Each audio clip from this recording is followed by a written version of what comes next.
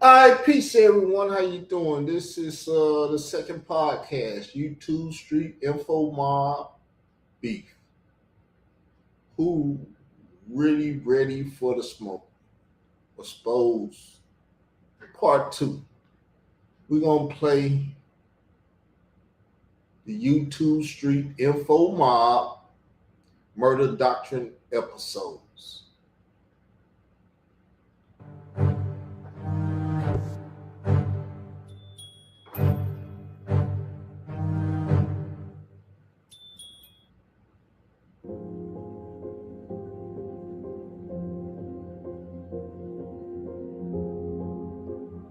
DJ K. Slade was a child trafficker. Human trafficking is a crime against a person because of the violation of the victim's right of movement through coercion and because of their commercial exploitation. Human trafficking is the trade in people, especially women and children, and does not necessarily involve movement of the person from one place to another. Okay. Y'all could call me a rat, but let's make something clear. If I was a rat, Bam and Ahmed would already be in jail, and they know that.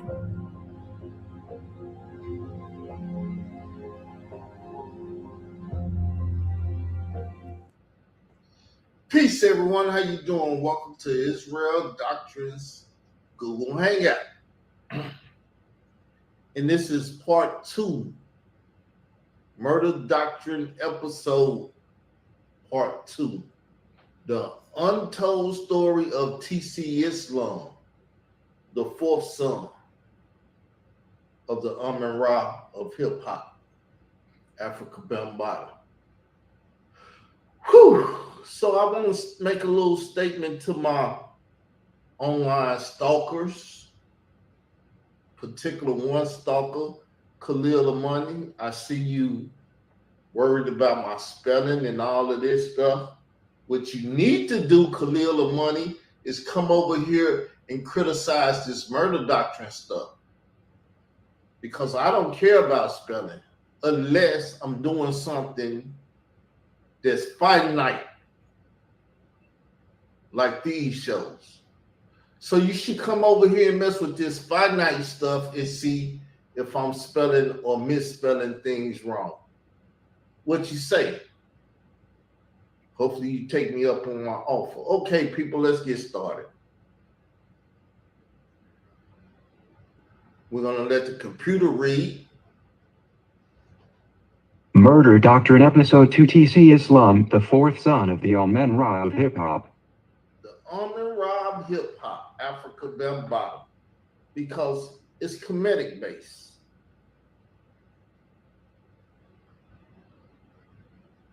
Disclaimer: the Murder Doctrine series is not to glorify the murder of any individual we discuss.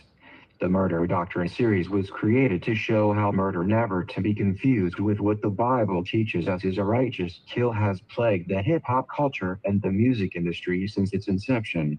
It's since the inception of the murder of this brother, TC Islam, a lot of things didn't happen. Number one, Khalil Amani had not yet went and gave an interview to Layla Wills. But Layla Wills went out to Colorado, and I believe she was going to his house. And me and Khalil was good friends back then. We was talking, and she said, I was harassing him, calling him all the time, whatever he want to say. You got it. But the one thing I did tell him was, do not let that woman come to your house. Because you see, TC Islam interviewed with her at his house, and he got rocked to sleep. Don't you get rocked to sleep.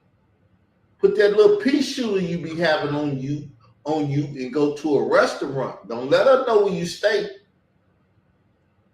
And I believe I saved that brother lives. I can save a lot of lives out here. But we're not going to get into all that. We're here to talk about the things I want him to dissect off of here, see if they spelled right or whatever. Now that we've got the disclaimer out the way, we welcome you all to episode 2 of Israel Doctrine Entertainment, LLC's hip-hop series titled Murder Doctrine Episode 2 TC Islam, the fourth son of the Amen Ra of hip-hop. The Amen Ra hip hop. Oh, he didn't capitalize the R. Boy, y'all don't know how much this. I love this stuff. If you missed episode 1 of the Murder Doctrine series featuring Tupac Shakur, then you missed how we discussed the East Coast and West Coast connections to the Universal Zulu Nation and the significant role TC Islam was said to have played in the lead up to the now infamous Quad Studios shooting of Tupac Shakur.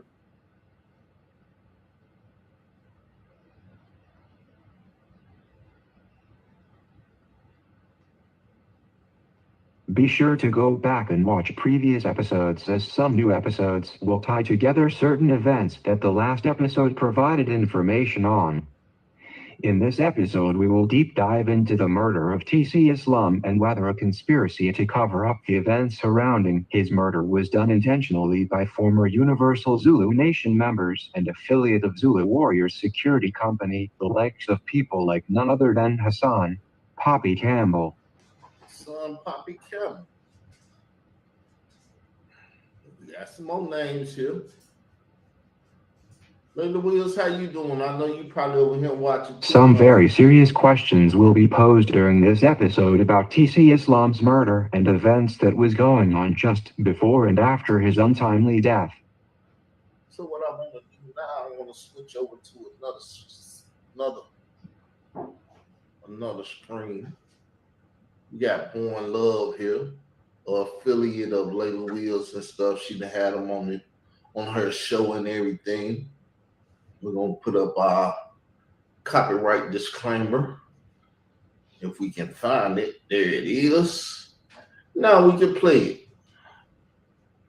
Right here, man. You know, they from Cypress in Brooklyn, Cypress Projects out in Brooklyn. That's my son. That's my big brother. That's a gunslinger. And Ty told me exactly what it was. You know what I'm saying? It was more or less they was trying to take the jury back from Pac. But Pac, being Pac, the way Pac get down, he wasn't having it. And they was mind-boggled by the fact that it wasn't the way that they planned it to be. And Pac was reaching for that 32 he had on him in his boot or whatever, and it just turned into somebody had shot him.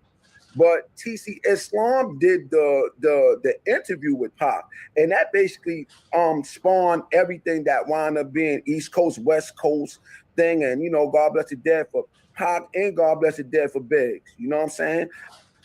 So there you have it. There you have it. Mr. Love speaking for itself.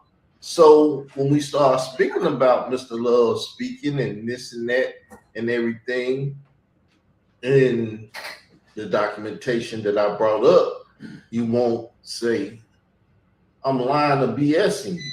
I never lie, I never BS, and you know I bring receipts to the table. And some people like to quote me, I bring receipts to the table. Well, I've yet seen any of your receipts, but we're gonna keep going now.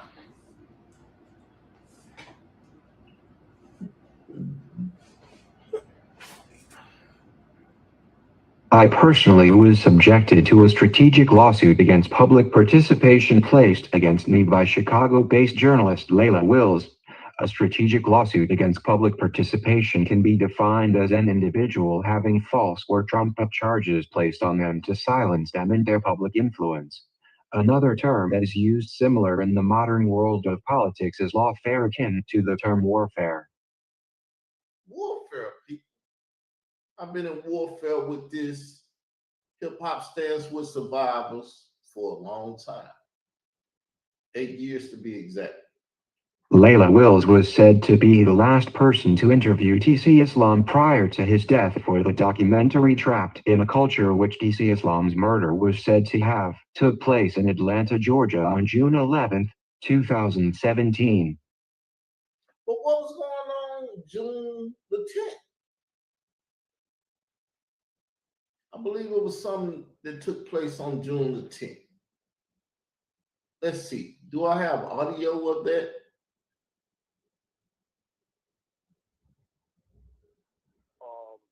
And then after this interview, a few weeks later, he gets killed. You know what I'm saying? And you think there is that connection with the Zulus, because he was one of the few outspoken ones. I'm gonna tell you like this. I spoke to him the night before he got murdered. I spoke to him, and pretty much he was crying on the phone. And to be honest with you, I was annoyed with him. I was thinking to myself, shut the fuck up, because it's very similar to Ron Savage came out and I wanted to split his head to the white meat. Very similar to that. But no one paid attention to this stuff when it was happening but me. That's why I got the documentations of all this stuff. Believe me, I done look deep into what's been going on. I know what's going on, and I can speak on it. That's why they want to say he has nothing to do with it. I have everything to do with it.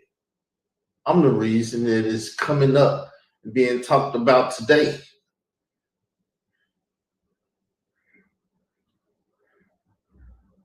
And they're right, Khalil, the gatekeeper.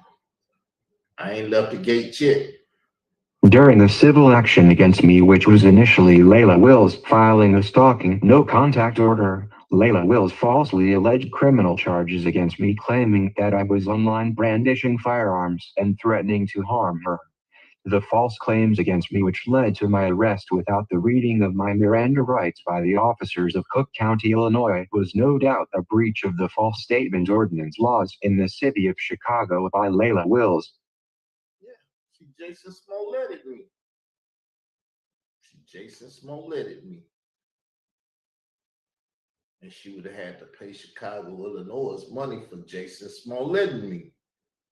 She dropped the case. I'm through with this cat. The reason all of the false charges placed on Layla Wills against me is so important to this episode is during the civil case against me, Layla Wills submitted demands that I be compelled by the court to hand over any correspondences I had involving TC Islam in Layla Wills' documentary, which at that time was Trapped in a Culture.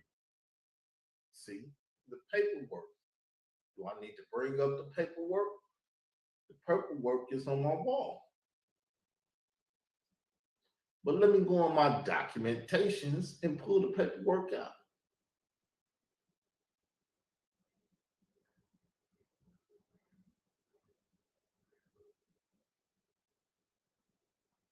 People, it's very creepy what then took place here. Very creepy what then took place here. A lot of things have happened to me that made me go, Remember that old song, things to make you go, make you think about what's going on, what it took place? Yes, I've been through a lot of it. Here go the documentation. We'll pull it up right now. Let me get it on the screen.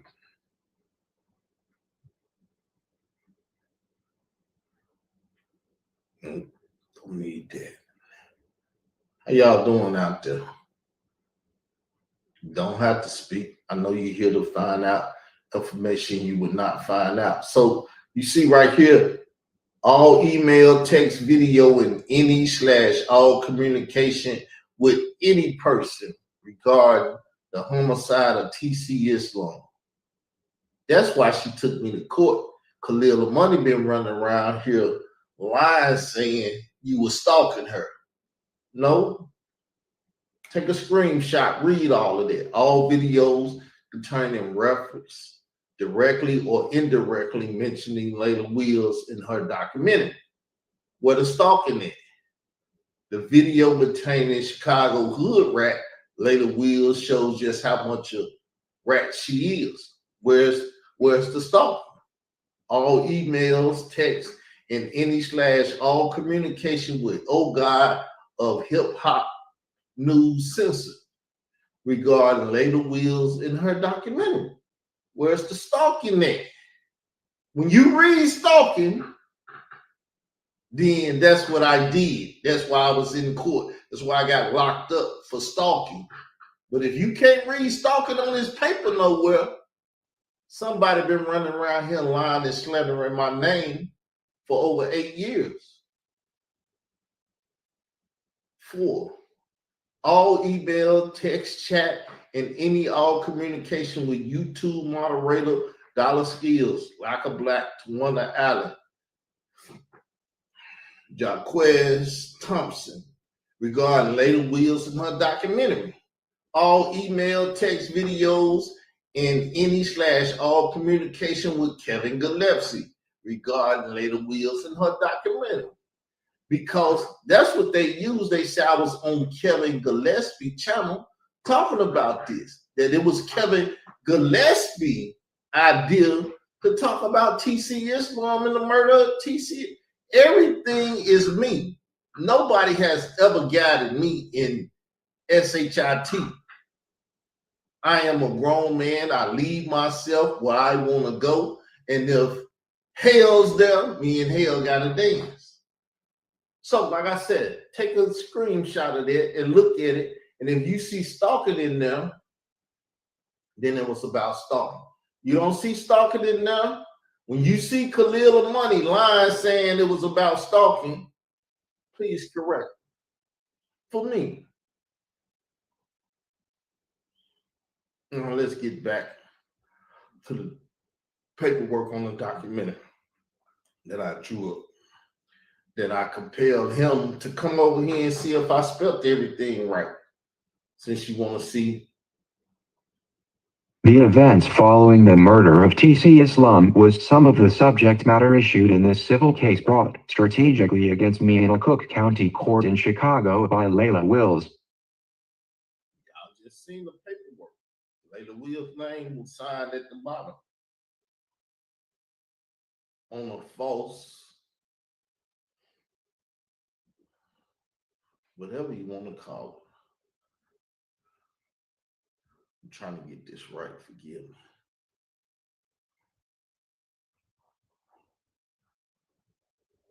It ain't working.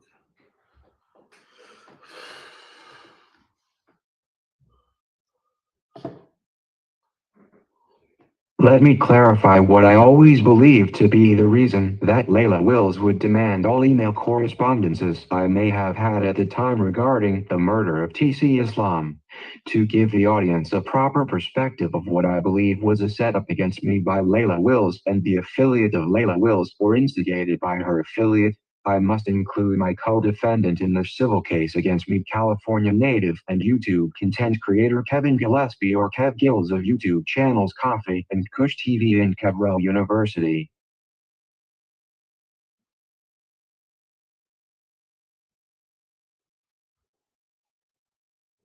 Before we speak on Kevin Gillespie, as many of you all who have watched the Israel Doctrine Entertainment LLC YouTube channel over the years may know, this platform started a movement in 2017 using infoactivism on my YouTube platforms to find the whereabouts of what was reported to be a young Spanish or Latino teenage boy that stabbed Afrika Bambaataa and his manager Ahmed Henderson of the Universal Zulu Nation in the New York apartment in 2013.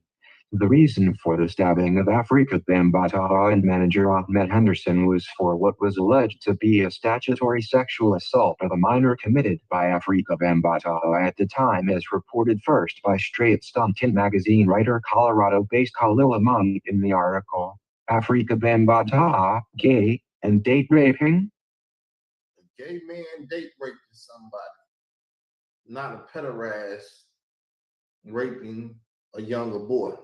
Now, in light of my movement, the key culprit to the question of what happened to that boy from my research came from Hassan Poppy Campbell, the alleged victim, who I believe was a co-conspirator and who also claimed that he was given a photo of the identity of the teen victim of statutory sexual misconduct with a hit order to murder the teen for Afrika Bambaataa on behalf of Zulu Warriors Security Company. After Bam got out of the hospital, to figure out what really happened, and he gave me the picture of a light-skinned Puerto Rican little boy that looked just like me as a kid. And he gave me that picture because I was going to be the one who killed that boy for Afrika Bambaataa. Y'all heard him? Did that sound like Hassan Camel? That wasn't no pitch voice. That's what he said out of his own mouth on his own YouTube channel. But nobody in the community act like they heard him. They got 2 ears, 2 eyes, but they didn't see no evil, hear no evil, and therefore they won't speak no evil. Back to Kevin Gillespie and the connection to the Layla Wills civil case against Kevin and myself. My first interaction with Layla Wills was an email I sent to her inquiring about if she was aware that Hassan Poppy Campbell, who was set to be a star witness in her documentary Trapped in a Culture, has conflicting statements on being a victim of Afrika Bambaataa as opposed to what I believed was a willing participant, willing not only to cover up criminal activity for the Universal Zulu Nation, but even willing to murder for the nation as it related to minor victims of Afrika Bambaataa's sexual misconduct. So when Layla put that Trapped in the Culture of First Gay Family documentary out, Hassan Camel, from what I told her, probably took a life for Bambaataa, but she still put that movie out there and got plenty of dollars. To my surprise, Layla Wills responded to me and informed me that nothing that I inquired about to her was something that she was already aware of and that she was not interested in speaking to me about her documentary or for research purposes.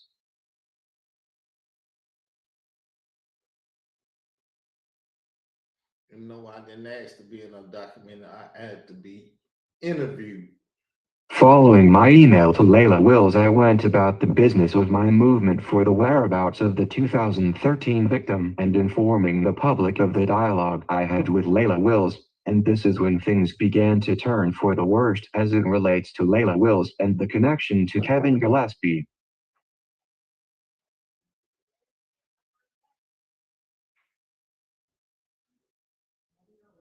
First, to combat my commentary on Hassan Poppy Campbell and my speaking on YouTube platforms about Hassan Campbell and the missing 2013 victim, Layla Wills started doing interviews on YouTube with the likes of channels like Sonetter TV. Layla Wills would further go on to other platforms, particularly the Star Report hosted by Troy Star Torrain, as Star was claiming to be in support of the Trapped in the Culture documentary, having advocated for Ronald B. Stinger Savage and Hassan Poppy Campbell for coming out against Afrika Bambaataa in the Zulu Nation as victims of his sexual misconduct in 2015 and 2016. So as you can see, things got very tricky, y'all. Things got very tricky when I told her about her son Camel not being a victim, but being the opposite of a victim, a co-conspirator. And she already had put her money in the documentary. She didn't want to hear that. I already know the stuff that's been going on and what didn't happen. You ain't been here before me. I know everything. So basically, she was telling me, I know her son was given a picture to kill the boy and everything. I don't care about the boy. And I knew she knew because Troy Star Terrain asked the question, what happened to the boy before her son and I? They knew. The attacks against me and my platform started off as light jabs indirectly against me and my chat moderators, calling us 85ers or people who lack intelligence, and my chat room moderators as chat rats.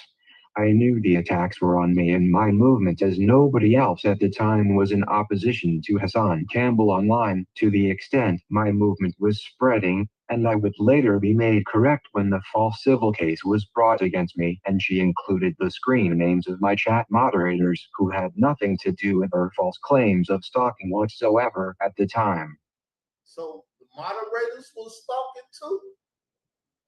Nah, she just didn't want people speak on her alleged murder of TC Islam or giving up the evidence of where he stayed so a Zulu can fly from New York to Atlanta and take his life. Layla Wills would further go on to speak about how the funding for her documentary Trapped in a Culture was all finances by her personally, and even made innuendo threats that for her money invested, she would be willing to do bodily harm to content creators. Yeah. She told Sonetta, she said, nah, I wouldn't get you killed for that. But if you mess with my money, I'll get you killed for that. And I was messing with her money. So what you think? You think she would have killed me for that little money? The bodily harm Layla Wills said she was willing to do with any who jeopardize her investment involved using people's addresses to have someone like Hassan Poppy Campbell pay them a visit. The address games played online at that time was where she threatened to give the address of the person home Sonnetter TV used to do her interview. The person YouTuber Jabari had allowed Sonnetter TV to use his home as a studio, and this is where things align with TC Islam, Kevin Gillespie, and myself. We spoke about it. And when they heard it, they said, oh, doo-doo. The Vatican City has the information. I'm the Vatican City. That's what they was calling. Following Layla Wills' interview on Sonnetter TV, I began to do interviews on YouTube channels such as YouTube Creator 6 Dynasty, Tommy Sotomayor, and Kev Gills discussing the documentary and the threats made, and also how the threats made were very similar to what was claimed led to the murder of TC Islam. Following his last interview with Layla Wills for the documentary Trapped in a Culture,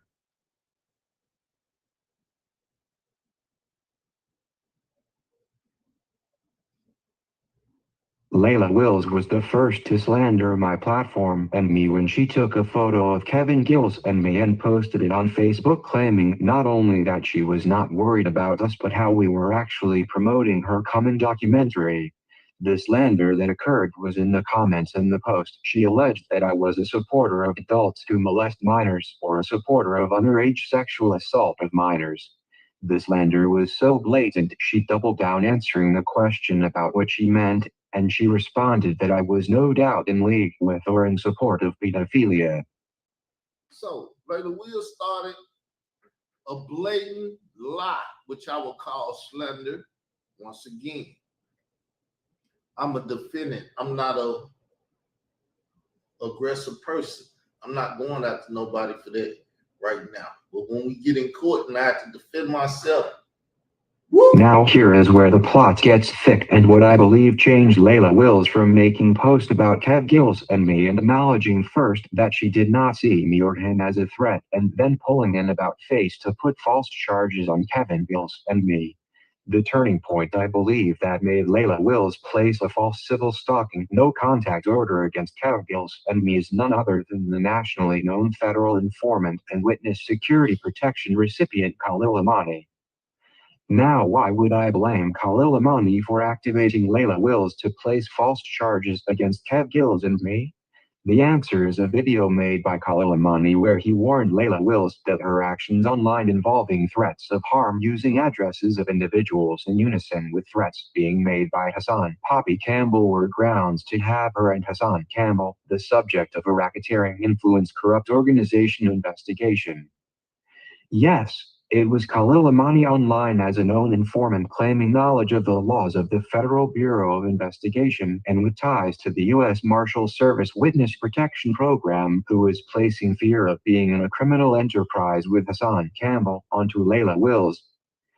The reason I believe the false claims against me was all strategic is following a dropping of the false criminal charges placed on me by the District Attorney's Office of Cook County at the behest of Layla Wills. She dropped the now easily defeated civil charges also falsely placed on me and Khalil Amani, the snitch and informant. He has made a video letting the world know that Layla Wills' whole case against me was strategic and that the goal was not to beat me in court for anything I did but instead to cause me harm by having me have to go back and forth from Arkansas to Chicago and burden my family.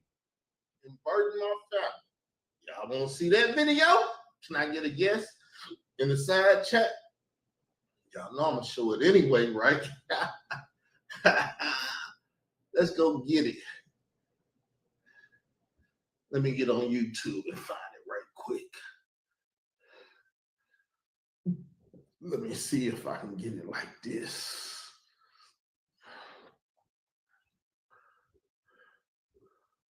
Lord Rodney Clark, Israel Doctrine. If y'all don't know, that's Khalil Money government name, Lord Rodney Clark.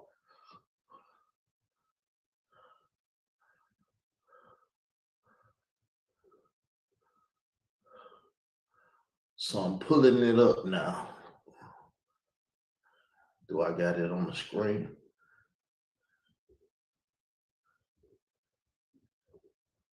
Here we go, right here.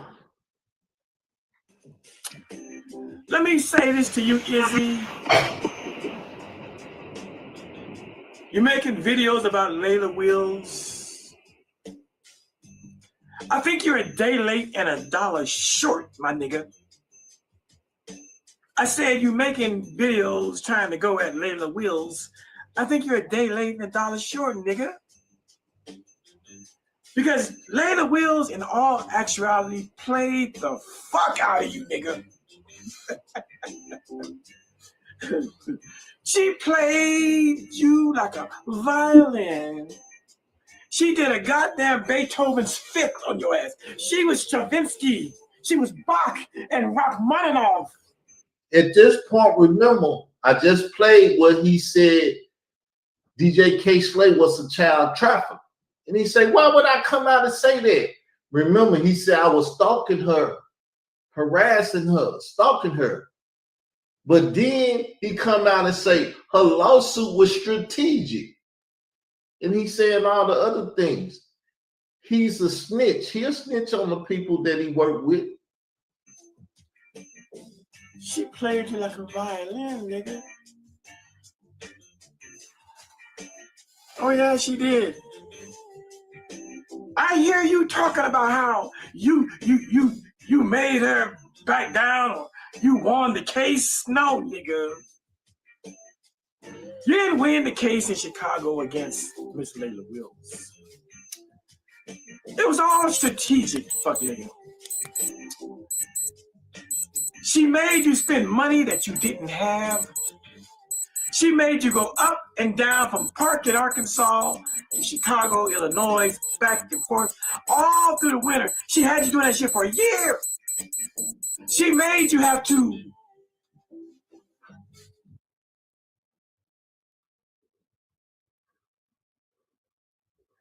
So as you can see, anything I'm saying in the paperwork, I'm showing. So you can't say he lying. I'm coming with the receipts. You don't want to hear the receipts because you don't want to hear the truth. That there's a boy probably out there dead and nobody cares about it but me and my affiliates. The people that join my Facebook group and other people that have a line with me. TC Islam's murder has way more ramifications than just being used in a civil case against me, but also, as Hassan Campbell has made claims, that Afrika Bambaataa, Ahmed Henderson, and him were co-defendants in the unsolved murder. Hassan Campbell also stated in the public that he spoke to TC Islam the night before his murder, and it should be noted that TC Islam was said to be hiding in Atlanta from the Universal Zulu Nation for previous death threats before he was murdered in Atlanta. Hassan Campbell, in an interview with Murder Master Show Music Show, Hassan Campbell not only stated that TC Islam told him the night before his murder that he was given Afrika Bambaataa 3 days to speak to him, or that he was going to go public with all the knowledge he had on Afrika Bambaataa as it related to sexual deviance with not only minors, but with known famous hip-hop artist. Hassan Campbell would admit that he was upset with TC Islam, alleging that he felt that TC Islam was more worried about making amends with Afrika Bambaataa and the Universal Zulu Nation as opposed to truly wanting justice for what it was being alleged that Afrika Bambaataa was doing. You hear that? TC Islam told him, hey, time is running out. Hassan argued with him the night before he was murdered. Another thing about that Murder Master Music or whatever the name of that show is, Hassan said he would go to Atlanta and put some knots on Atlanta native head. meaning it was nothing to grab a plane, go down to Atlanta and put his hands, gun, knife, or whatever TC was murdered with, on a person and go back to New York City. And who knew that he went out that night and committed what he did? Because he was already telling people, I'm a murderer. I didn't murder people before. What it sounds like to me is that there's a skilled organization out there by the name of the Zulu Nation that get people murdered. They may want to come to Arkansas and try to do something to me, but it ain't that easy, my Zulus. It ain't that easy, my Bloods, because Wack 100 is a part of this too. Khalil Money like to say he's Khalil Money 100. And he threatened Kevin Gillespie with Wack 100. Same way Wack 100 Big Homie threatened Kevin Gillespie with this and that. It sounds like it's an organization out there, the gay mafia or whatever, that's killing people. Something that stood out in Hassan Campbell's interview about his conversation with TC Islam the night before Islam was murdered is that he claimed he personally was not afraid of any death threats made towards him for his own coming out against Afrika Bambaataa. I say that the statement of no fear made by Hassan Campbell stood out as odd because he would later allege that his whole staying on YouTube as a content creator instead of seeking mental help for his trauma as an alleged victim of Afrika Bambaataa was due to a hit order said to be made against him by the Universal Zulu Nation member, the now also deceased Queen Pepsi.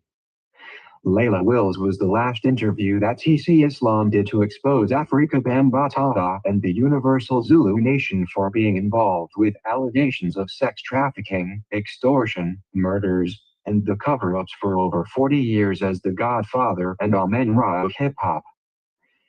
Now, as you heard Khalil Money say, which DJ K. Slade was a member of the Black Spades and the Zulus, was sex trafficking. Coercion implicated because the victim, whether if you move them or not, you stop them from doing what they wanted to do. You coerce them to stay there and get sexually abused by their abusers. And DJ K. Slade was a part of that, so you know it was going on. You know it was going on.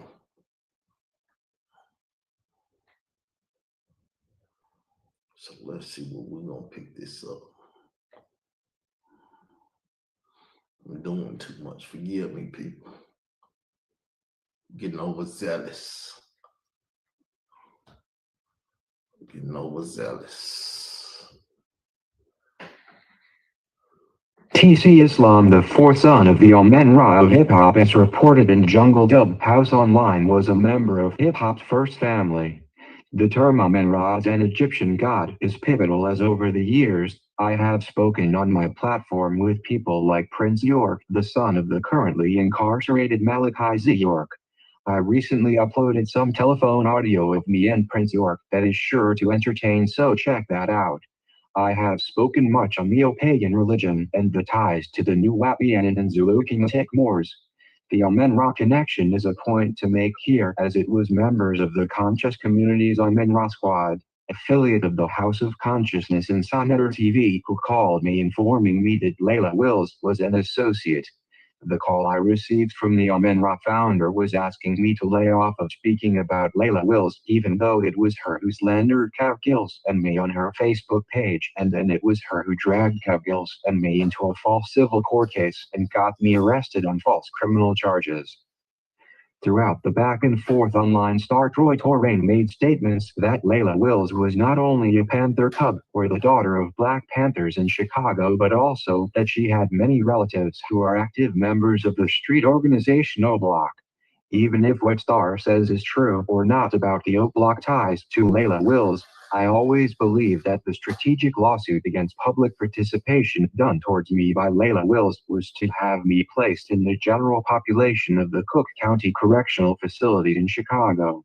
I believe that if my family did not bail me out, it would have been very easy to have O Block, Nation of Islam, or Black Panther affiliate harm me, or even worse, murder me in that jail, or in the least have me set up by prison guards to never come home on more trumped up charges.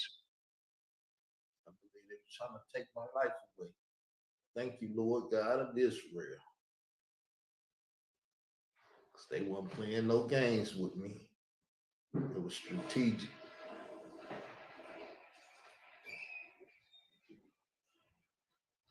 I know this episode runs deep, but my claims are not far-fetched, as after I was acquitted of the criminal charges and had the civil charges withdrawn, I had a call online while doing a show on YouTube where the caller alleged that he was an actual officer of the court who was present during my appearances in Chicago in the false civil case placed by Layla Wills on me. I beat the false criminal and civil charges on me only by the mercy and the grace of the Lord God of Israel, help from my family, and a few brothers and sisters in Christ who made sure I survived all of this. Yes, thanks to my brother who was there to witness it all.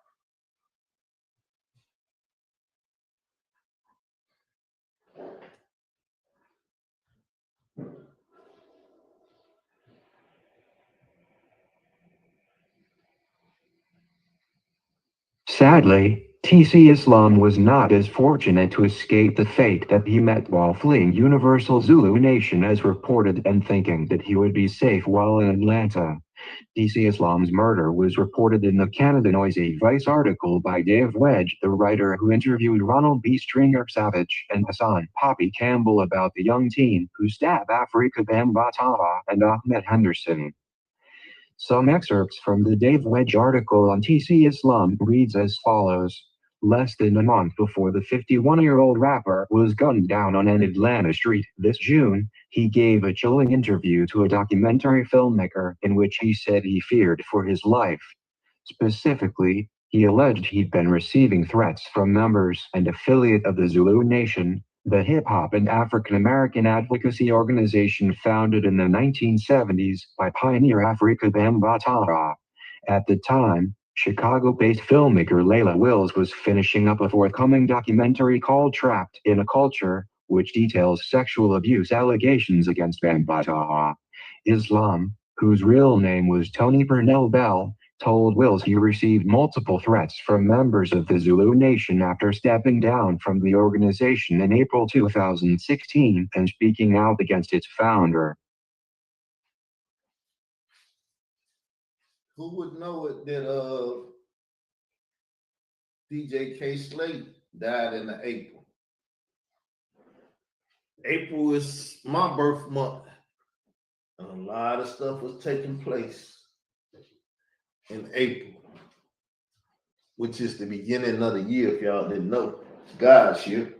Though TC Islam was taken while claiming to be fleeing for his life, TC Islam's death, like many other murders of influential figures in hip-hop, may be forever shrouded in mystery of whether his murder was coincidental or if it was part of a more desperate plot to clear Afrika Bambaataa's name, as it was alleged by Hassan Campbell, that Mickey Benson, Ahmed Henderson, Stanley Bell Islam and others were desperate and had to clear Afrika Bambaataa's name while on a telephone conference with star Troy Torain, who was about to break the story to the public of Afrika Bambaataa being involved in pederasty.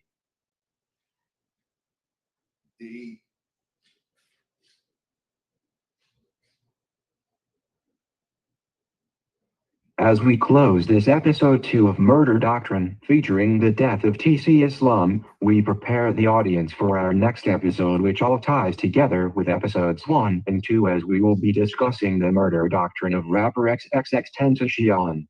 The 6 degrees of separation of the next episode is something you all do not want to miss, as we will show how the murder of XXXTentacion ties to this platform, and story of the missing teen alleged stab Afrika Bambaataa and his manager Ahmed Henderson, and the ties of XXXTentacion to the nationally known informant Khalil Ahmad, and how his death was used to attack me on my platform.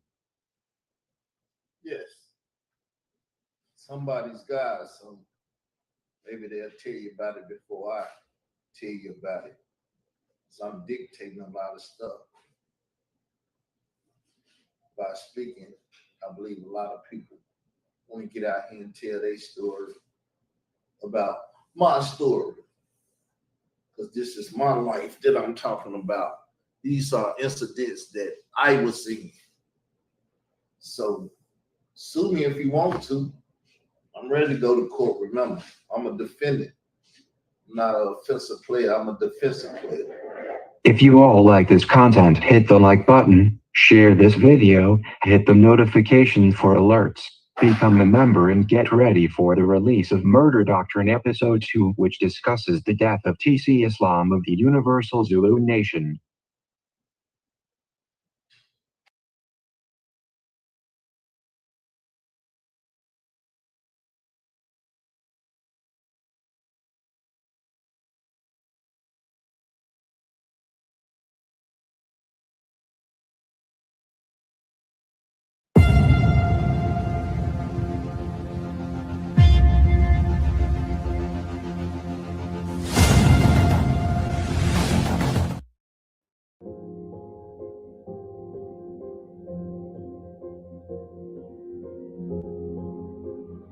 DJ Kay Slade was a child trafficker. Human trafficking is a crime against a person because of the violation of the victim's right of movement through coercion and because of their commercial exploitation.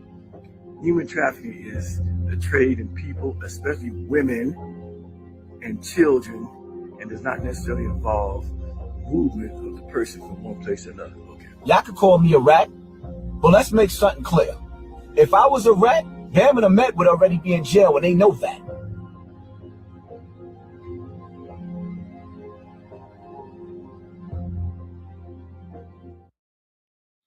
Peace, everyone. How you doing? Welcome to Israel Doctrines Google Hangout.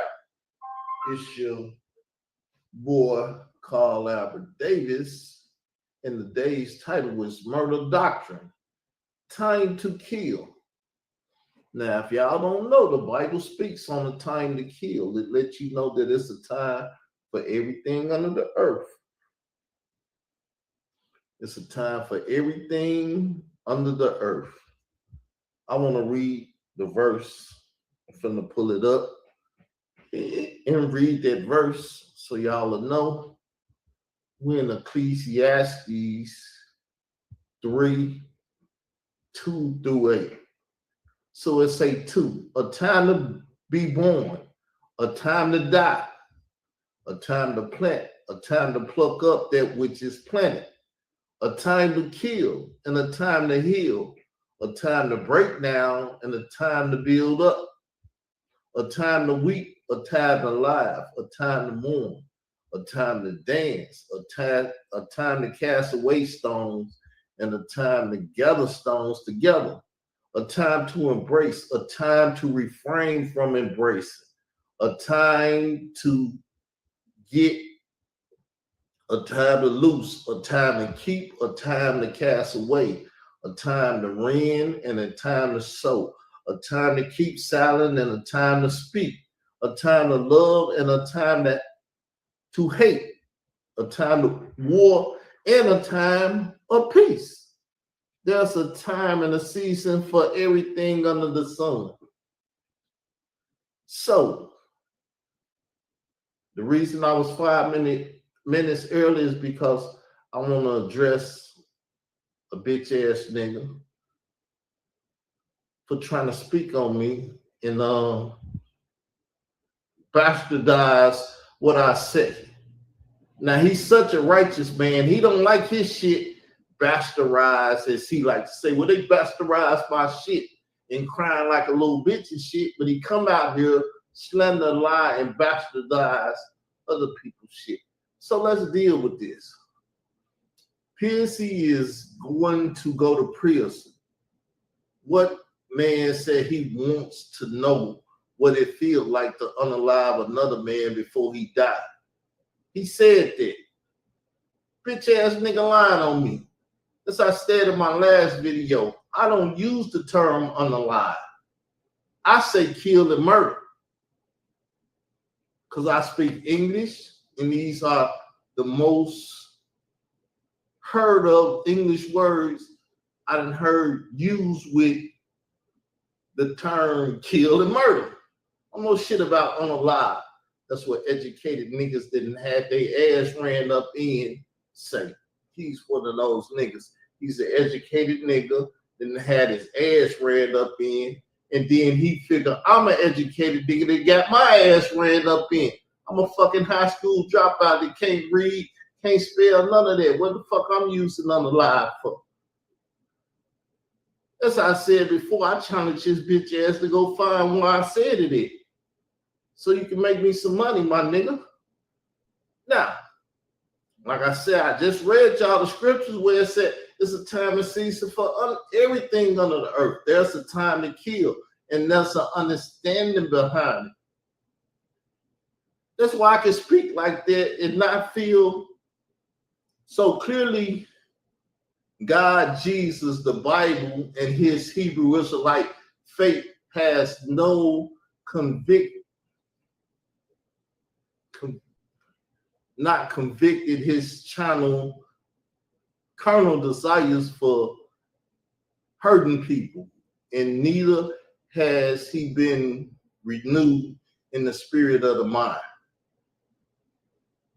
What you hear me say I'm an Israelite at? All you did never heard me say is I'm not a Hebrew Israelite. Slanderous bitch ass nigga. Slender get your ass murdered. You know that, right? Like he told her son Camel. What he like to say? What term he was like to use? Hypothetically this and that. Slender can get your bitch ass murdered. You know that, right? That's a big offense in the Bible, to go out and slander a nigga and try to murder his name and murder his character and do the shit that you doing. Because whatever you doing it for is to hurt me and try to kill me out here in these YouTube streets. And whatever you try to do to me by slandering me, the Bible said your ass can get it for doing it. You want to argue about it? You want to write on your wall about it? Because you out here slandering, and that shit can get you murdered, killed, taken off this motherfucking earth. Do you hear me say unalive? No, nigga, because I don't use the fucking term. So stop lying on me. Like I said, I wanted to address your ass because I've been hype about this shit that you're doing. You doing basic COINTELPRO shit where you get out here and try to twist what another nigga say. You're a part of the racist fucking system that just got that guy killed on that motherfucking Utah stage. Cause hate and bullshit and lies and slanders and shit and that homosexual shit that you into. That's why that man was killed, because motherfuckers like you, the YouTube banter and all that shit. Who get on YouTube to do banter? This is a business platform, my nigga. And your business is to slander and try to defeat me and destroy my business. Because you ain't got shit to do. I don't give a fuck how many family members you post up. You don't care about them bitches, and them bitches don't care about you. Or you will be spending time with them hoe ass niggas, and they will be spending time with your hoe ass. Just because you take a picture, Gorilla and all them already showed that you don't spend no time with them children and all them shit. Them motherfuckers don't stay at your house. Once upon a time, they might have stayed there. Prove it, nigga.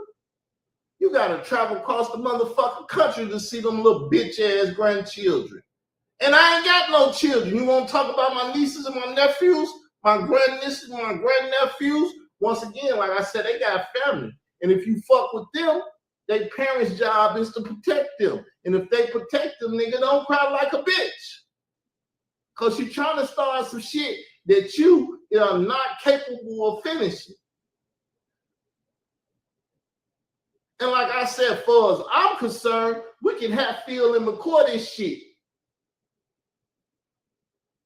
And when I have children, they can be after your motherfucking children. This shit ain't never gotta stop. This shit can go on for generations until your generation die or my generation die, my nigga. This YouTube battle and all this shit you doing. Cause the bitch ass nigga like you deserve death, bitch. And I ain't running from the conversation. Like I said, you do the wrong motherfucking thing, and I'm gonna be in court saying, yeah, I killed that motherfucker. He did this, and he deserved to die. That's a righteous kill. That motherfucker do it, I get his ass life and murder his motherfucking ass again. Because I'm a man. Whatever I do, it's gonna be righteous. So a righteous kill, what problem you got with that? I bet you if I come to your motherfucking house and kick your door down, you will murder me right now, wouldn't you? That's a righteous murder, ignorant motherfucker. You give a fuck how many dicks been up your ass and everything. You ain't learned shit in school, nigga. Learn how to.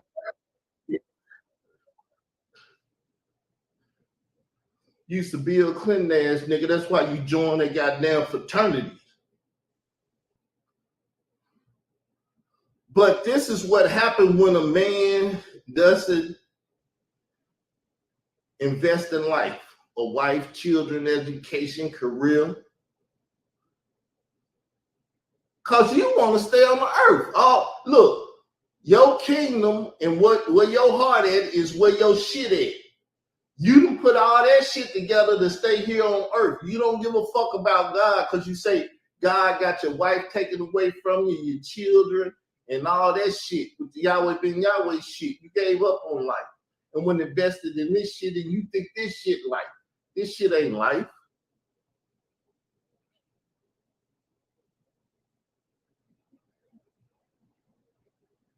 But yes, I'm here addressing this bitch nigga, and he ain't gonna address it back. He got plenty of wall to write some shit, as you can see.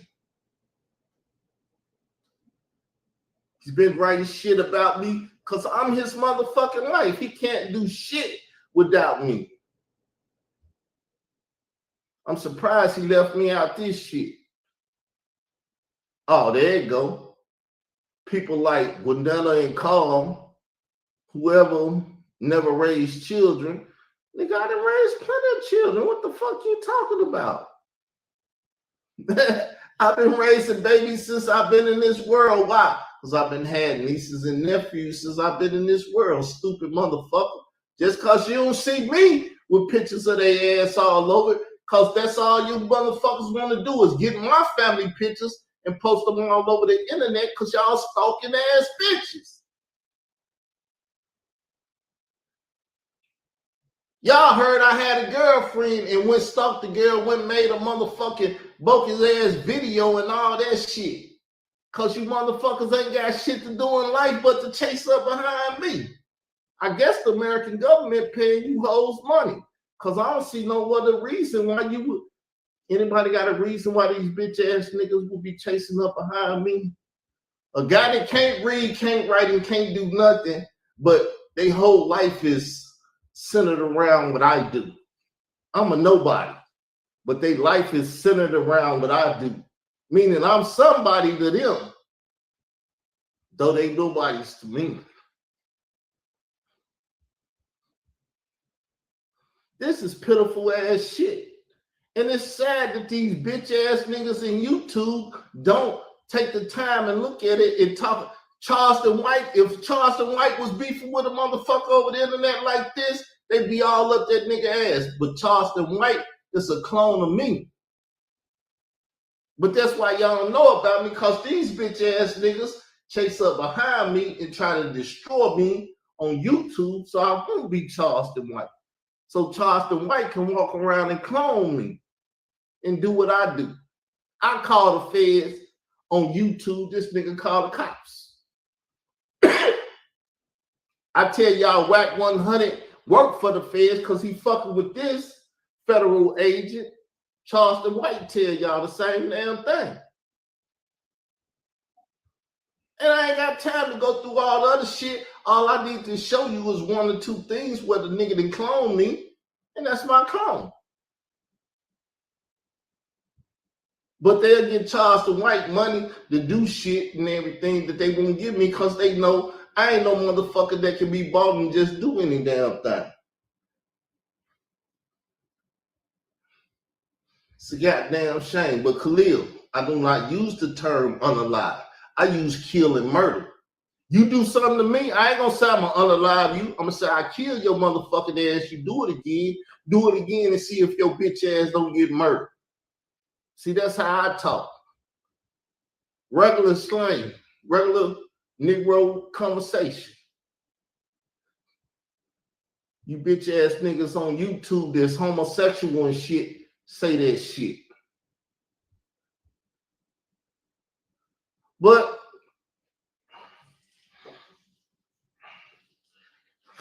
I'm opening up the conversation for a conversation. I want to hear what people got to say about this kill, murder, or unalive, if y'all like to use that terminology and shit.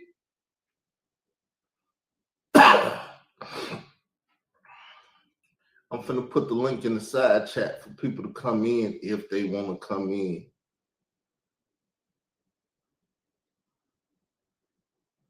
And I'm gonna put this banner up. Therefore, y'all can come in and talk and everything, but you won't be showing your dick and your pussy and your titties and all that shit on my show. So we're gonna put that up. The link is up. And we're gonna hate this. We're gonna wait to see what happens.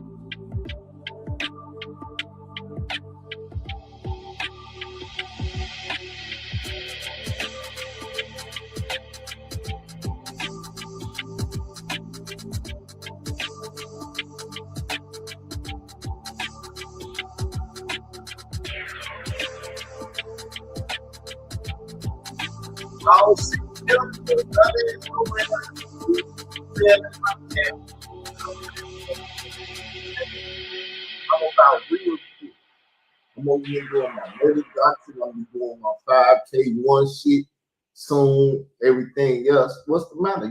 Y'all afraid now? Last week it was all good. Just a week ago it was all good. Y'all wanted the nigga coming in the side chat. Come outside. I'm outside and all that shit. Threatening my life and shit.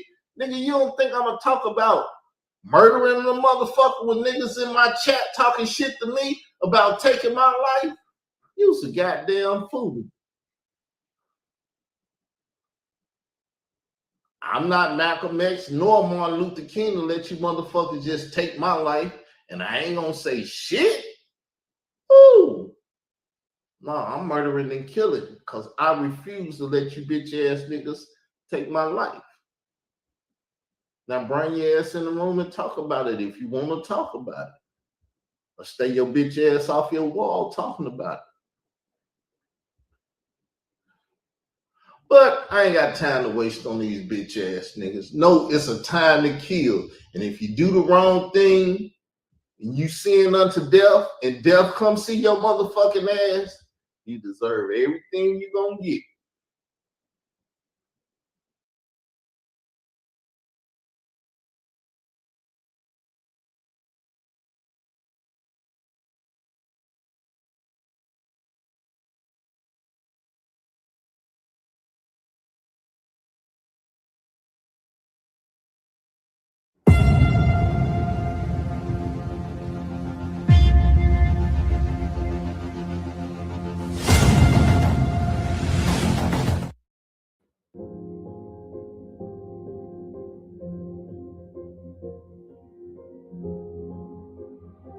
J.K. Slade was a child trafficker.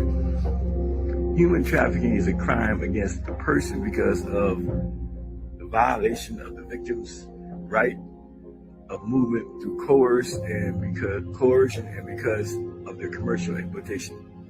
Human trafficking is the trade in people, especially women and children, and does not necessarily involve movement of the person from one place to another. Okay. Y'all can call me a rat, but let's make something clear. If I was a rat, Bam and Ahmed would already be in jail, and they know that.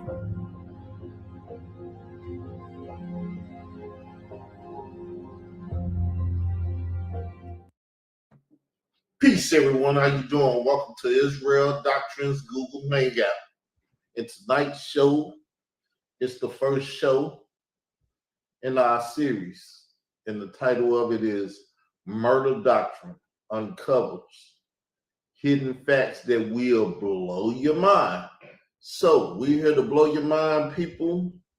Without any hesitation, we're going to get right into the show. We're going to get right into the show. Boom. There go the show, people. Now I'm going to have the computer read, and then I'm going to do some commentary. So. Murder Doctrine Episode 1 Tupac Shakur Illuminati Edition.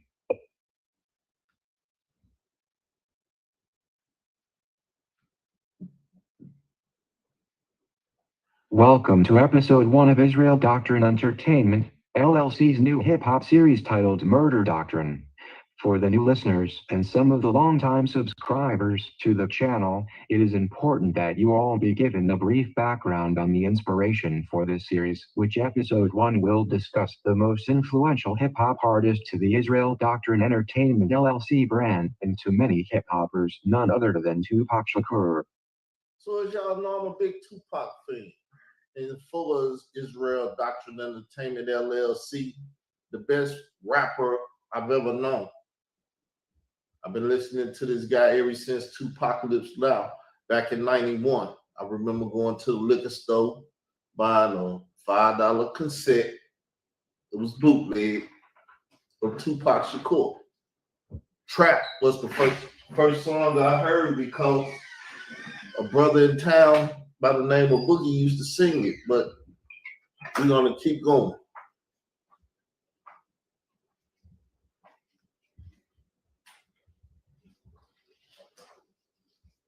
Disclaimer: the Murder Doctrine series is not to glorify murder on any level, but instead to show how murder, not to be confused with what the Bible teaches us all, is a righteous kill, has plagued the hip-hop industry since its inception.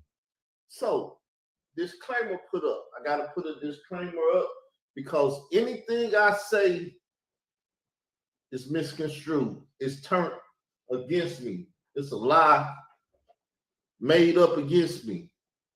I can say I feel good today. They'll say he want to kill himself. He want to do self-infliction and blah, blah, blah. This is what they do out here on YouTube. The informers, the counterintelligent, the COINTELPRO people. And if y'all know who I'm talking about, and those that listen enough know who I'm talking about. We'll deal with it though.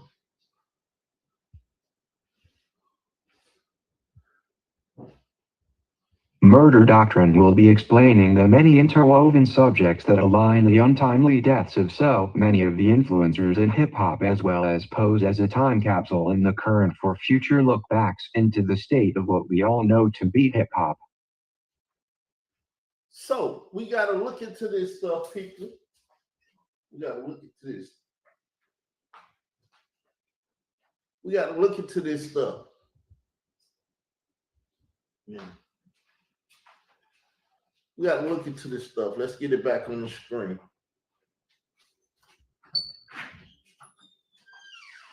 Let's get it back on the screen. So,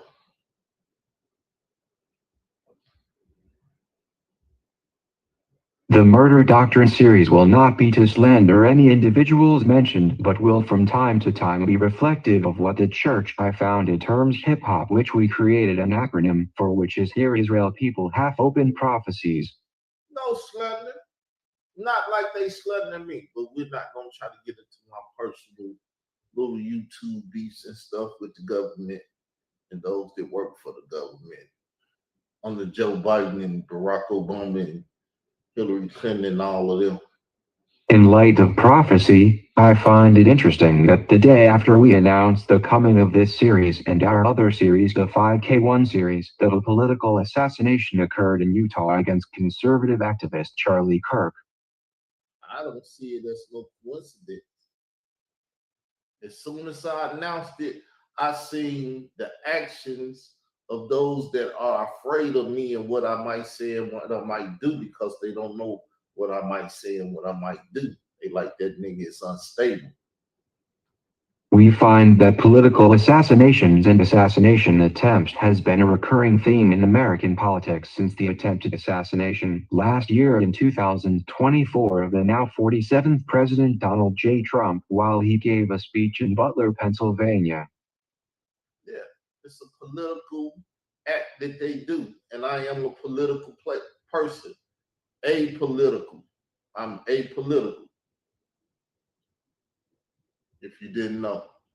Episode 1 of Murder Doctrine speaks about Tupac Amaru Shakur, born Lassane Parish, Crooks, June 16th, 1971, September 13th, 1996, also known by his stage names Tupac and Machiavelli. Same birthday as my second nephew, who's hit by a car and in the ground now, passed away. But every time I hear about that September the 13th, I think about my nephew.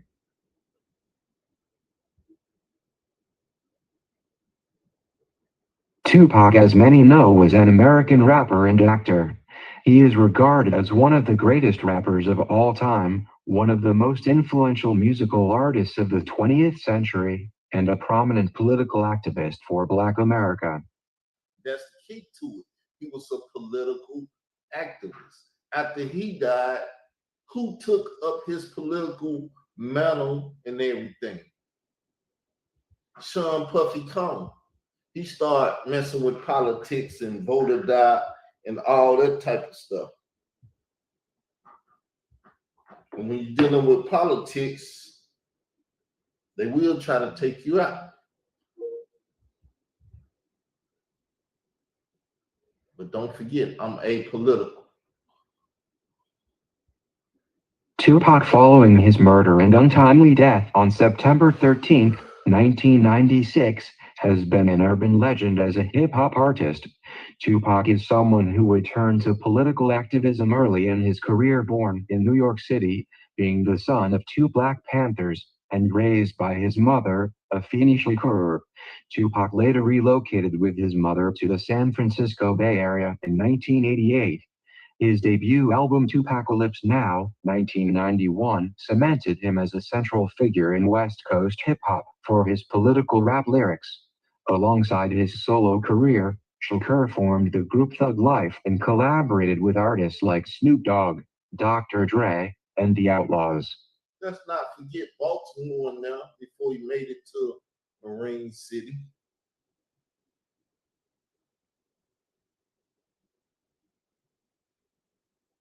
Jada Pinkett Smith, all of those things. Tupac, who was signed to the California-based Death Row Records at the time under its founder and CEO Marion Hugh Suge Knight Jr., also was infamous for claiming Piru Bloods. Which is arguable because you got Harry O.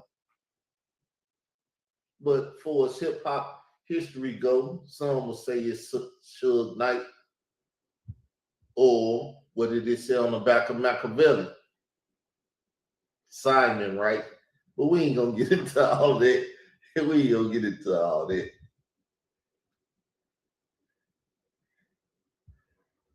It should be noted that our sister series, which will be launching to complement the series titled 5K1 series, will show how my platform has graced the presence of the digital pit boss, who is the big homie to the little homie of Suge Knight, the now well-known hip-hop manager Wack 100. So if you didn't know, Digital Pit Boss, who used to be on this channel with me, is the big homie to Wack 100, who used to be on the Suge Knight and Death Row Records and everything. And I could start some mess and talk about how Pop was doing what he was doing and why, but we're not gonna talk about that. Tupac's influence was so widespread and his murder so devastating to the hip-hop culture that, akin to Elvis Presley, many have claimed to have sighted Tupac still alive after his death. Which I believe Pop is still alive. Never seen him, but I believe he's still alive. I believe he's still alive. I always believed that he was still alive. Even when I was cutting my head and screaming Tupac and fighting and defending them. Many theories of his death have been ongoing in the current, as an individual, Dwayne Keefe D. Davis, was recently charged with Tupac Shakur's murder. And y'all know I'm a Davis. Carl Albert Davis is my government name. Due to the influence Tupac had on Israel Doctrine Entertainment LLC, he inspired me to make my own version of his now infamous Thug Life, which I have placed on many videos online, and with my terming it the hate you give little Israel fucks everybody. Which the government informant said he didn't like that. But as being a little Israelite and receiving all the hate that I received, people say, well, he crazy now, he talking murder and everything. Now, I'm a man that believes in peace with everybody. That's the Bible say. You got to remember, first, I'm a Bible person. I follow the tenets of the Bible as they're written in the Bible. Live in peace with all men. But the Bible also said there's a time and season for everything. There's a time to hug, embrace, do all of that.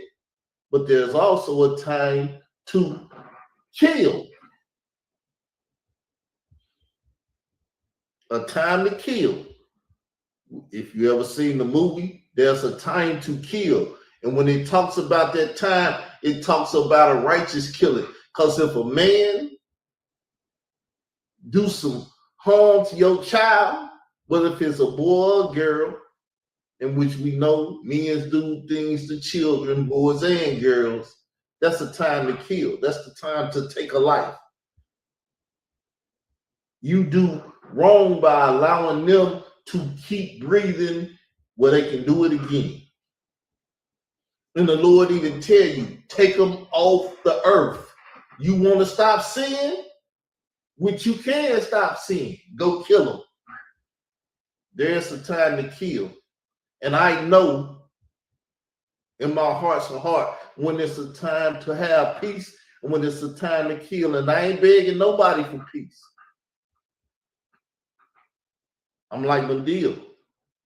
I'm going to do what my eldest brother told me. If you're afraid, go buy some courage and stand like a man when you got courage in your hand. I don't believe in killing, but people do sign their own death certificate. And as I stated before and will state again on this live, I want to take somebody out before I leave this earth. And somebody going to ask for it. And I'm going to give it to them righteously. And then I'm going to go before the judge and say, well, he did this and he did that. That's why he did. Put me in jail or whatever you think your job is, because the Lord God of Israel make the judge. And he put in their heart what they should and shouldn't do. Tupac, like many other political assassinations in America, seems to be an ongoing unsolved murder and a mystery as to who actually conspired with Dwayne Davis to murder him.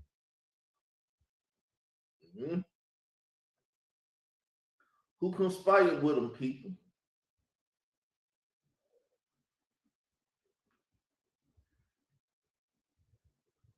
Many have theories as to what sparked the now infamous East Coast and West Coast beef that led to the death of Tupac, as well as New York Bad Boy Records artist Christopher Wallace, known as the Notorious B.I.G., but I would like to insert a few excerpts from a recent article posted by the USA Today titled "Man Charged in Tupac Shakur's Death Claims Sean Diddy Combs Put Out $1 Million Hit on September 7th, 2025. If the viewers would like to read the article in full, I will place it in the bottom of this video. If the viewers would like to read the article in full, I will place the link to it in below this video, or you all can search by title and find it online for your own reading.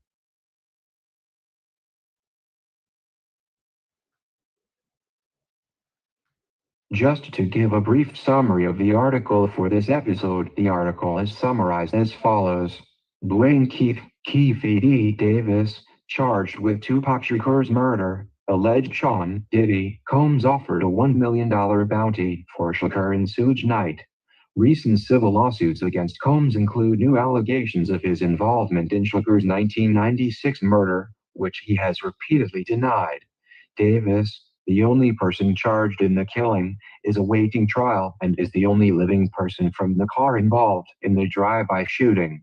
The only living person, meaning the other people or suspects are dead.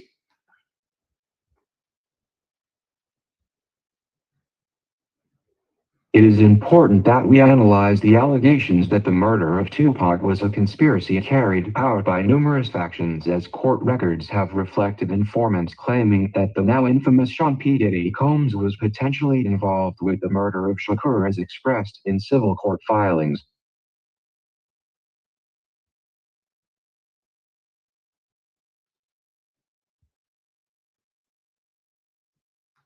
I want to clearly express that at this time, the government has not officially charged Sean Combs as a co-conspirator, but the allegations have been made in police reports and civil court documents, as I expressed and is outlined in the article.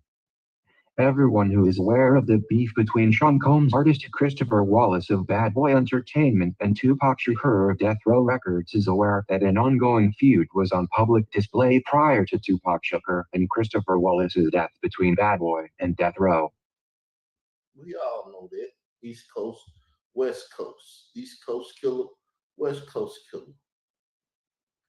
Many have made accusations that members of the LAPD, local gangs, and the music mogul Sean Diddy Combs was all involved with the death of Tupac Shakur, and that the build-up to Tupac's murder was a result to a now infamous shooting of Shakur at New York City Quad Studios prior to his actual murder in Las Vegas.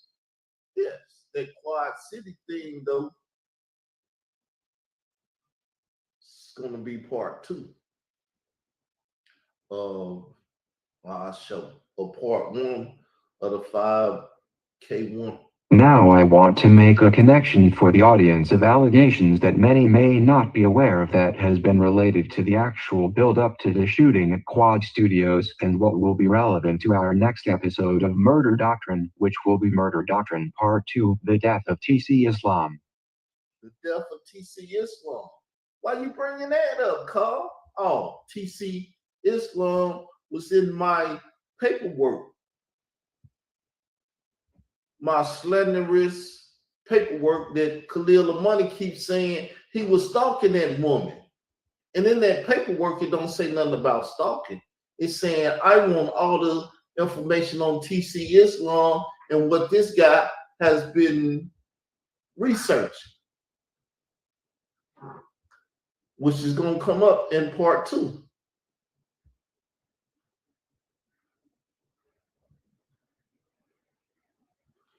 It is important to give a little background to why our next episode will be about the murder of TC Islam and how there is a potential connection to the Quad Studios shooting of Tupac as alleged by members of the Universal Zulu Nation, which is also tied to an interview Tupac Shakur did with the also now deceased TC Islam.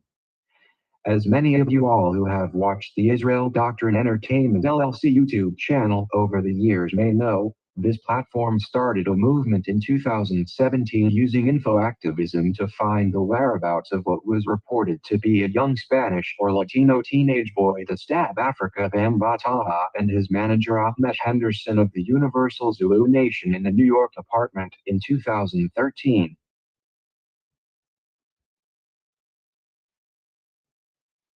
The allegations of the stabbing of Afrika Bambaataa and Ahmed Henderson was after what reports alleged to have been a statutory sexual assault done on what was said to be a young teen by Afrika Bambaataa.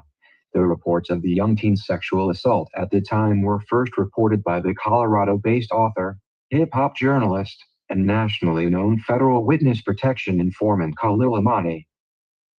The guy that's still stalking me to this day. His website is down, but he used to have so many articles about me. Everything in that man's life revolves around me. Because I believe he believed me to be a black messiah. If you ask me, I think that's his problem. He think I'm a black messiah and that I'm a radical, crazy guy that would do some stuff and everything. He think I'm Yahweh ben Yahweh because he having flashbacks. But let's keep going on with the article and the conversation, which keeps my head on a proper swivel.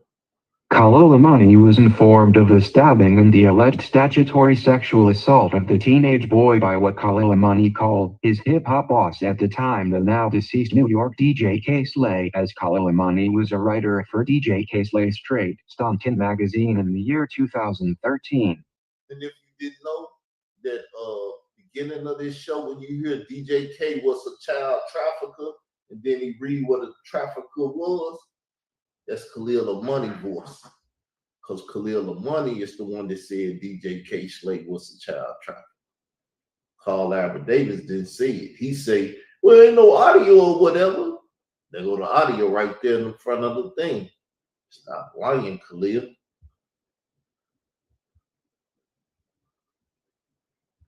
DJ Kay Slay, who was a former member of the New York City Black Spades and Universal Zulu Nation at the time of 2013, was an insider who was alerted to the incident and decided to inform his writer Khalil Amani to publish an article at his behest titled, Afrika Bambaataa Gay and Date Raping?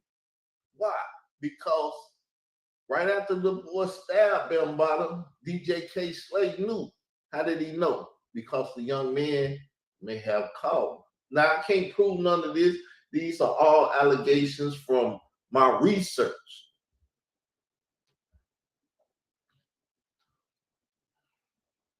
But if somebody feel froggish and want to jump out and put a lawsuit up against me, never scared, never afraid. Never ask Layla Wheels if I'm afraid.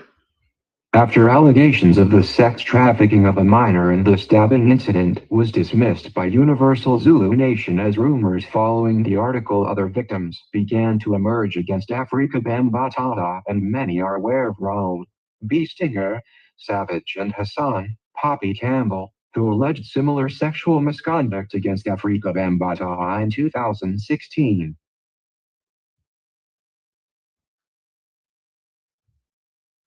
Ronald B. Stinger, Savage, and Hassan Poppy Campbell, both following coming out against Afrika Bambaataa, spoke of being aware of the stabbing of him and his manager Ahmed Henderson in an article of Canada-based Noisy Vice magazine and published by journalist Dave Wedge.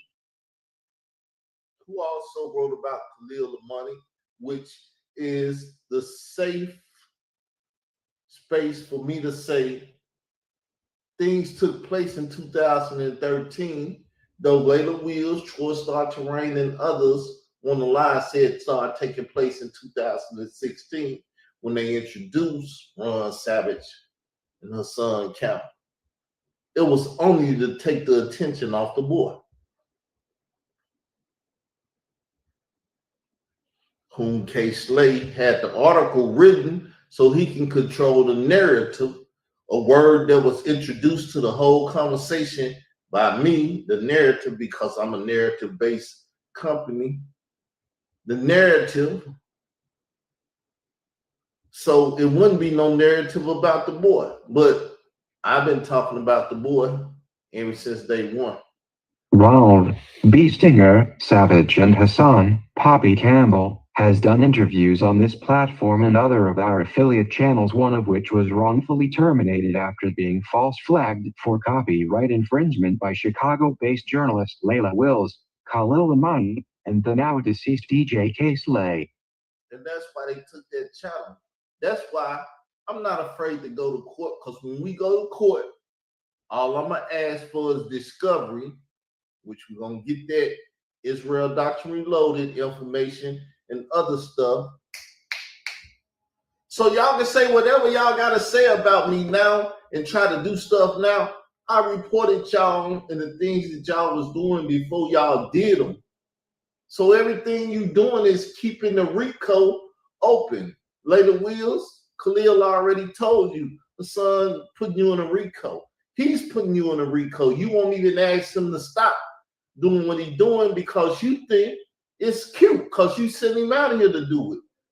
But when we go to court and y'all lose,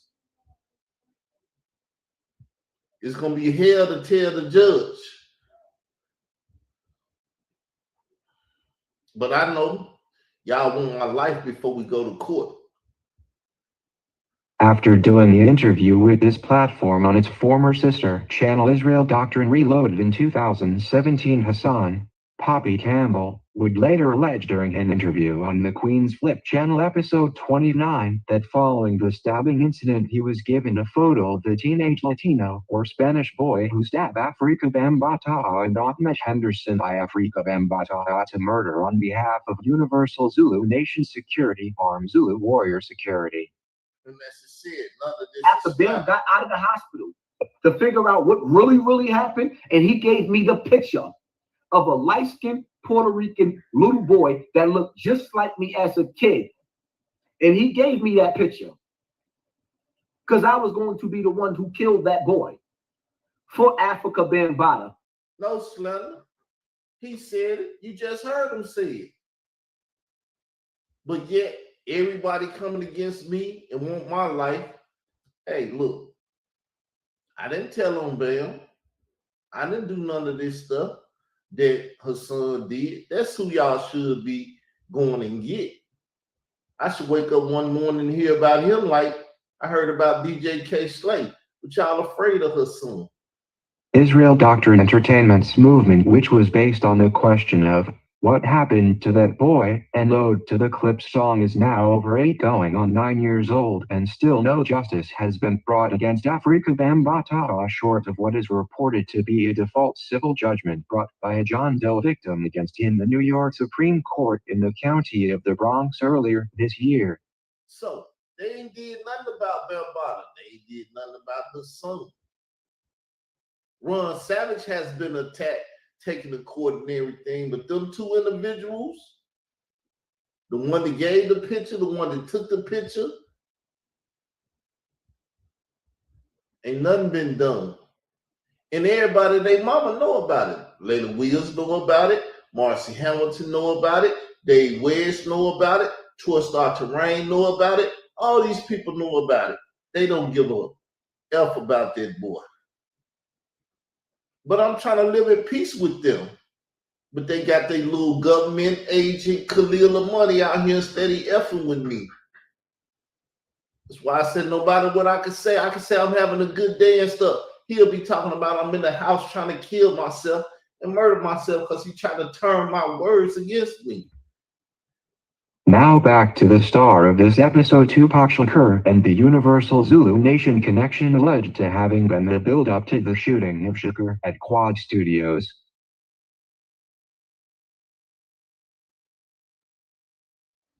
I would like the viewers to use their search engine on YouTube and type Born Love to God shows how Zulu Nation TC Islam interview with Tupac Shakur leads to Tupac robbery.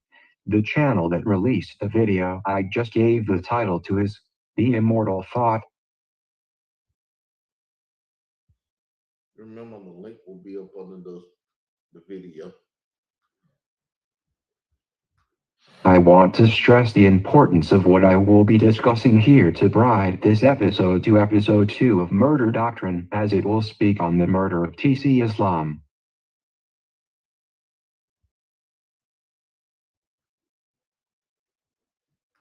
It is alleged by Born Love to God, an affiliate of Universal Zulu Nation, that what actually began the events that spiraled towards the shooting of Tupac was an interview done with the also now deceased TC Islam with Shakur, where it was alleged that Shakur was asked which coast had the best producers, and that the answer given by Tupac caused a financial rift in the hip-hop world of production and beat-making when Tupac said hands down the West Coast producers made better hip-hop beats than me.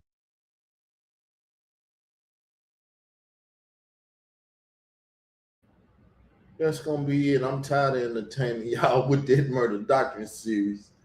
But a lot of y'all don't know about it. Y'all need to check out my channel, YouTube Streets Info Mob, and get the information, because I am an info activist.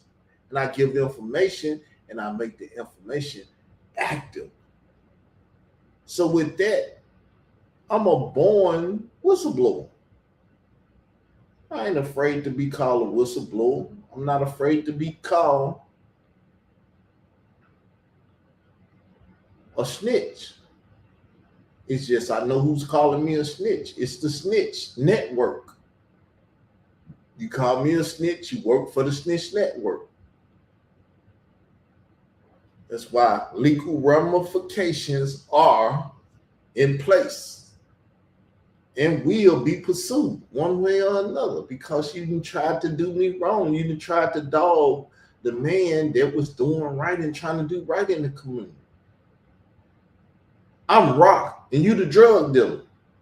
And you done came to my house and threatened me and my family, and think you gonna walk out my house? Oh boy, you in my house threatened me and my family. Think.